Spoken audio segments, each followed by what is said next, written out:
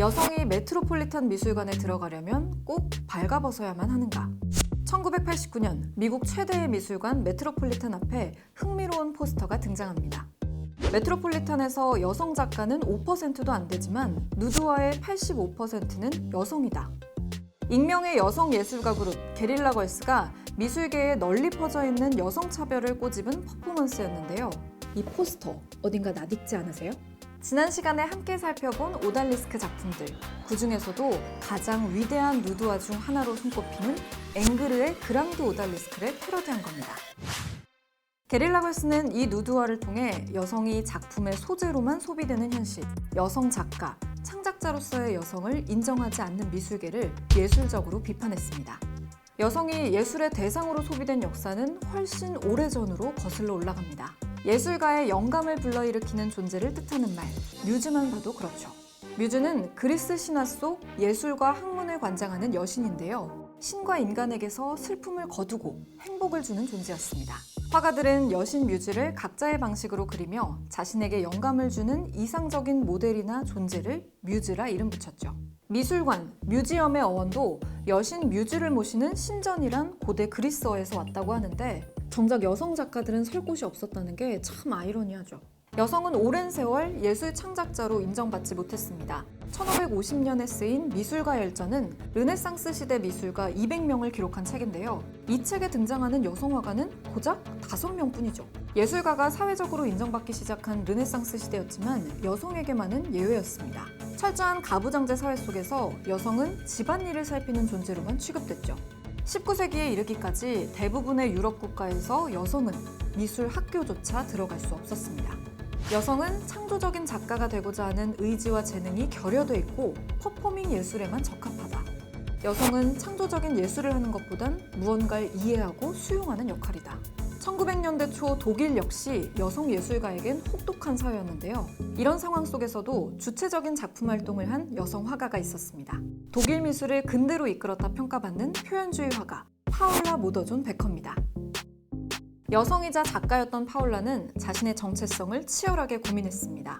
여성으로서 작가의 삶을 살아간다는 것, 사회가 요구하는 여성, 아내로서의 역할, 무엇보다 작가로서 자신만의 표현 방식을 만들어내겠다는 열망, 그 흔적을 수많은 자화상 연작으로 표현하고 여성 작가 최초로 누드 자화상을 발표합니다. 강렬한 색채와 단순한 형태, 임신한 자신의 모습을 꾸미지 않고 담백하게 표현했죠. 정밀한 묘사를 중시했던 당시 사실주의 화풍을 거부하고 자신만의 표현법을 만들어냈습니다. 파울라는 31살이라는 젊은 나이로 세상을 떠날 때까지 1800여 점의 작품을 남겼고요. 프리다 칼로 등 후대의 여성 화가들이 작가로 설 수 있게 초석을 다져줬습니다. 사실 파울라도 생전에 좋은 평가를 받지 못했다고 해요. 그래서 더 안타깝죠. 여러 위대한 여성 화가들이 등장했지만 남성 중심의 미술사는 쉽게 깨지지 않았습니다. 1971년 미술사학자 린다 노클리는 왜 위대한 여성 예술가는 없었을까란 글을 발표합니다. 진보적이라는 미술계에서조차 무의식적으로 서양 백인 남성의 관점이 이어졌고 여성은 묘사의 대상에 머물렀다고 비판하죠. 그 이후 미술계엔 여성주의 연구자들이 본격적으로 등장하는데요. 알려지지 않은 여성 예술가를 찾아내고 여성의 관점에서 미술사와 이론을 연구하고 기록하기 시작합니다. 1980년대에 등장한 게릴라 걸스도 이 중 하나였습니다. 이들은 린다 노클린의 질문을 더 구체적으로 파고들었습니다. 지금까지 위대한 여성 예술가가 없었던 게 아니라 수많은 여성 예술가들이 존재했지만 여성이기 때문에 남성에 비해 위대하게 여겨지지 않았을 뿐이다. 이런 적극적인 움직임들은 남성 중심의 보수적이기만 했던 세계 유명 미술관, 박물관의 민낯을 드러내게 했습니다. 한 발 더 나아가 잊혀진 여성 작가들을 발굴하고 재평가하도록 했죠. 최근 75세의 신진 작가로 데뷔해서 슈퍼스타로 자리매김한 로즈 와일리는 오늘날 달라진 여성 화가의 위상을 단적으로 보여줍니다. 1955년 미술대학에 다니던 21살의 로즈 와일리는 당시 여성들이 그렇듯 결혼과 함께 화가의 꿈을 접어야 했습니다. 새 아이를 키우며 남편의 뒷바라지를 해야만 했죠. 그럼에도 꿈을 포기하지 않았던 로즈 와일리는 45세에 영국 왕립예술학교에 입학하고 30여 년의 무명 생활을 견디며 작품 활동에 매진했습니다. 마침내 2013년 현대미술의 최고 권위를 자랑하는 테이트 미술관에서 개인전을 열고 평당과 대중의 사랑을 동시에 받으며 영국 왕실로부터 문화공로상을 받기에 이르죠.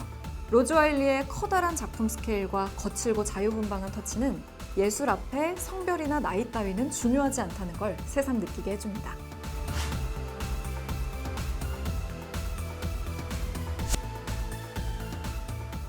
오늘 전해드린 이야기를 더 풍부하게 즐길 수 있는 콘텐츠를 추천해드릴게요. 첫 번째는 게릴라 걸스의 서양미술사입니다.